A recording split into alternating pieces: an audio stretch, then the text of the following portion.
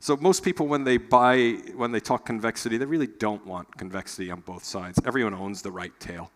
It's nice that trend gives you some all-weather return on the right tail, but this is just a put, and so they want to put. This looks like the hockey stick, so I think it's good. So when academics write papers, when they write it, they take the Cboe Put Index, which is meant to be a short put index that you can benchmark as an investor, and they invert it and say, look how really, really bad option strategies are. You shouldn't do them. But in truth, if we did it as tail hedgers, for those who are option practitioners, we wouldn't use at-the-money 1-month puts. We'd use 95% puts.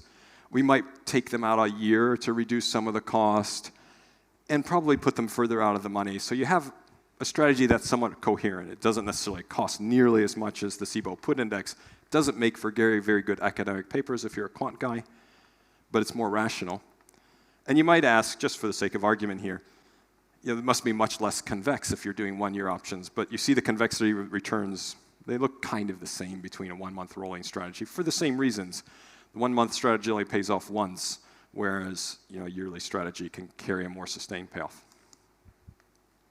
One of the things that we talk about now with investors, which we didn't before, was there's a handoff that you can do. Systematic is actually pretty good at doing a lot of things.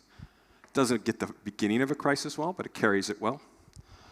Tail hedgers, we're pretty bad at understanding when to monetize. We'll tell you we have lots of signals, but anyone who has a great monetization system for their tail hedge program is simply just fitting it to some back tests and saying, look at my great signals.